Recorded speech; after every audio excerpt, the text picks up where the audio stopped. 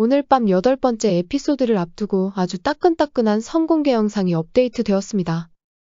이번 선공개에서는 합동공연을 앞두고 바보와 공주 공연의 제작 발표회를 하는 강소복의 모습이 볼 수 있었는데요. 세간의 이목은 이미 문옥경의 아역 오디션에 쏠려 있었습니다. 게다가 여기서 뽑힌 아역이 문옥경의 후계자가 될 거라는 소문까지 돌고 있었죠. 강소복은 이 소문이 사실이라고 확실한 답변을 해줍니다. 아마도 문옥경과 이미 말을 맞춰놓은 상황으로 보이네요.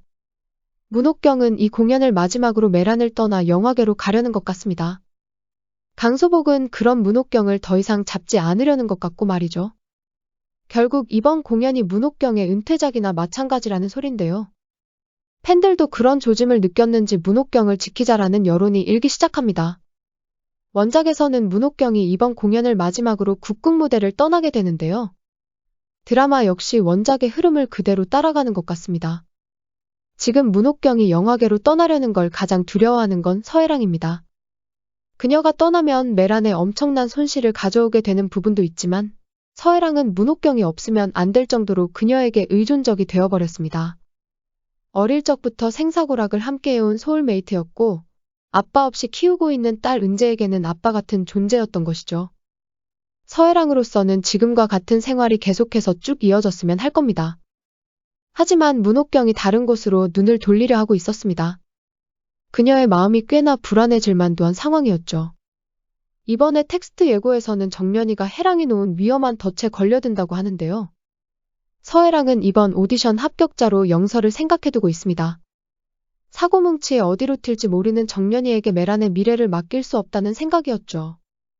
반면 어른의 말을 잘 듣는 영서는 그녀가 손에 쥐고 흔들기 쉬운 상대였습니다. 서혜랑이 어떤 음모를 꾸미는지는 확실치 않지만 이번 사건으로 정연이에게 엄청난 고비가 찾아오게 됩니다.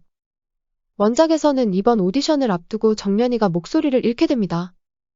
자신이 떡목이라는 사실을 깨닫게 된 정연이가 득음을 하기 위해 너무 과한 연습을 하게 되면서 성대를 다치게 된 거였죠. 참고로 떡목은 목으로 소리를 내는 발성, 즉 진성과 가성을 쓰는 하수의 발성법이었습니다. 당시 진짜 판소리 고수들이 쓰던 발성법은 가슴에서 울리는 흉성이었죠. 정연이는 바로 그 가슴에서 쥐어짜내는 발성법을 연습하다 목소리를 잃고 맙니다. 원작에서는 정연이의 짝이 된 초록이가 발성법에 대해 조언을 해주게 되는데요. 왠지 드라마에서는 서혜랑이 정연이에게 이런 사실을 일부러 알려주는 게 아닐까 합니다. 원작에서는 이런 장면이 있습니다. 서혜랑과 고대일이 대화를 하던 도중 고대일이 정연이에 대해서는 신경 쓸 필요가 없다고 말하는 장면이죠. 고대일이 이런 말을 한 이유는 다름 아닌 채공선의 전처를 밟게 될 거란 걸 알아서였습니다. 채공선은 17이 되던 애 목소리를 잃고 세상으로부터 도망치게 되는데요. 고대일은 어디서 주워들었는지 그녀의 목소리에 변성이 왔다는 걸 알고 있었죠. 참고로 여자도 변성기가 찾아오는데 남성보다는 세키 정도 차이가 날 뿐 목소리가 변하기는 한다고 합니다. 마침 정연이도 17이었고 고대일은 정연이 역시 채공선처럼 목소리가 변할 거라 예상한 거였죠. 아마도 서혜랑은 이런 사실을 참고해 정연이의 목에 무리가 가도록 음모를 꾸미는 것 같습니다. 아무것도 모르는 정연이는 그렇게 서혜랑이 놓은 덫에 빠져들게 되는 듯 하네요. 그럼 지금부터 이번에 텍스트 예고를 한번 파헤쳐 보겠습니다. 문옥경의 후계자는 과연 누가 될 것인가? 오디션 파트너를 두고 주란의 고민이 깊어지는 가운데 뜻밖의 인물이 정연을 찾아온다고 합니다. 원작에서는 이 뜻밖의 인물이 초록이었습니다.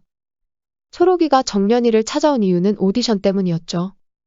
주란이는 자신의 짝으로 정연이가 아닌 영서를 선택하게 됩니다.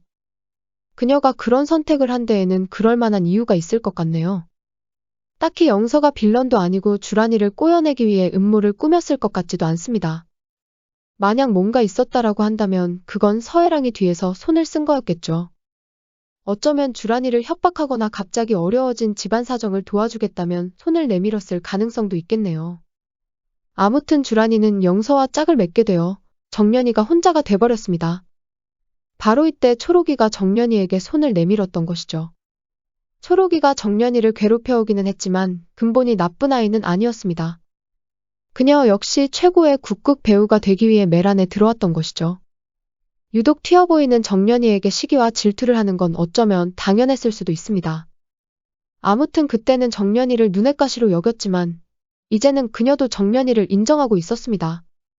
그래서 이번 오디션 짝으로 정연이를 선택한 것이었죠. 결과적으로만 보면 정연이의 목소리가 나가버린 이유를 초록이에게서 찾을 수 있습니다. 그녀가 정연이의 목소리를 지적해주지만 않았으면 정연이는 아무 일 없이 평소처럼 바보온 달 연기에 매달릴 수 있었을 겁니다.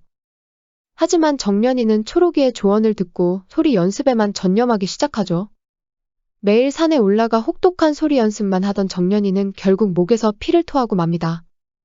목소리에 온정신이 팔려 초록이와 합을 맞춰볼 시간도 없었죠.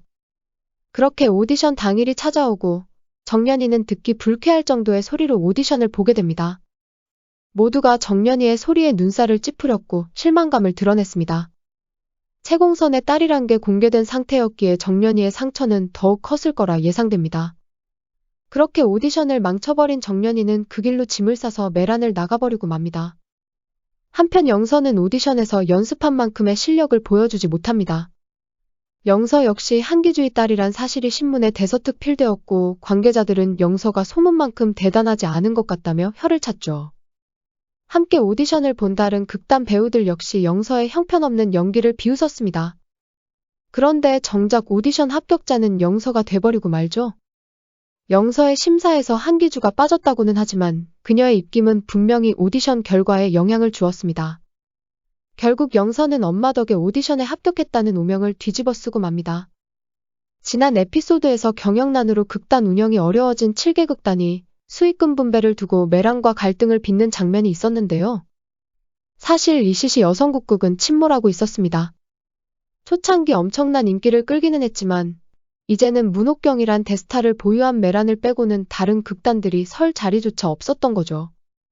이런 상황에서 문옥경의 아역마저 메란의 단원으로 채워지자 7개 극단이 불만을 터뜨리기 시작합니다. 여기에는 영서가 생각보다 못한 실력으로 합격한 부분도 한몫을 했다고 봐야겠죠. 7개 극단이 불만을 터뜨리자 서혜랑이 나서게 되는데요. 그녀는 원만한 합의를 이끌어내기는커녕 합동공연을 아예 뒤집어버립니다. 결국 7개 극단의 합동공연은 무산되고 바보와 공주는 메란만의 단독 공연으로 시작되는데요. 그녀는 원만한 합의를 이끌어내기는커녕 합동공연을 아예 뒤집어버립니다. 결국 7개 극단의 합동공연은 무산되고 바보와 공주는 메란만의 단독 공연으로 시작되는데요. 이 바보와 공주 공연에서는 당연히 정연이가 등장하지 않습니다. 메란을 떠난 정연이가 고향에 틀어박혀 버렸기 때문이죠. 이 바보와 공주 무대는 영서와 주란이의 성장기라고 보면 될 것 같습니다. 정연이는 이 공연이 끝나고 다음 공연인 쌍탑전설에 컴백을 하게 됩니다. 그런데 그 전에 메란에 다시 복귀 시험을 치르게 되는데요. 복귀 시험이 특이하게도 단원 중 한 명과 경쟁을 해서 이겨야 하는 것이었습니다. 그리고 그 상대는 바로 문옥경의 후계자로 공인된 메란의 차세대 스타 허영서였죠. 구독과 좋아요 부탁드립니다. 저에게 큰 힘이 됩니다.